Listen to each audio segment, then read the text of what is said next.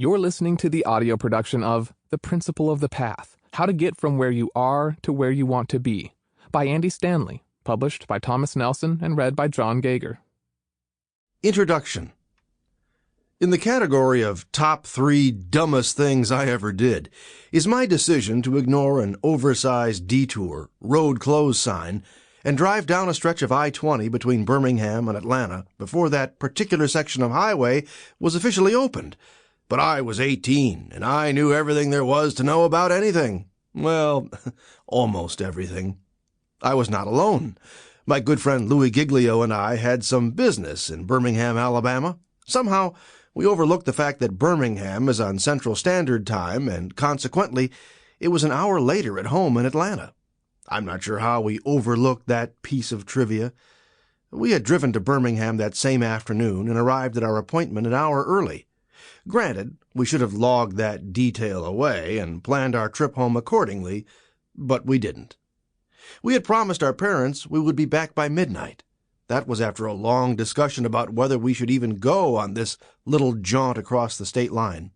So we departed Birmingham at 9:30, thinking we had plenty of time to make the return trip. But about 20 minutes down the road, it dawned on us that it was an hour later than we thought it was. And as fate would have it, that was about the time we arrived at the detour sign. Back in the day, there was a 20 or 30-mile stretch of I-20 between Atlanta and Birmingham that, for some reason, the Department of Transportation just could not seem to finish. So vehicles were detoured off the interstate onto a single-lane road that meandered through a couple of small towns and a whole bunch of pasture, forests, and lowlands. The road eventually would dump back out onto the completed section of I-20, and off you would go.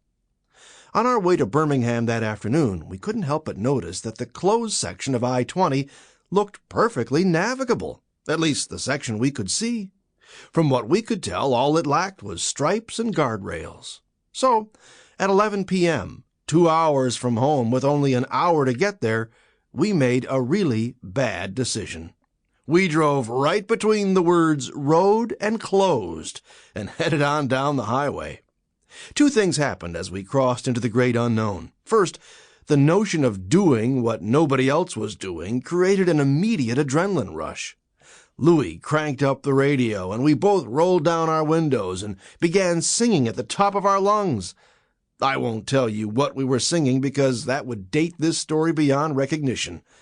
There wasn't such a thing as a high five back then, so I doubt there was any actual body contact. But we were totally sure and full of ourselves. Sample complete. Ready to continue?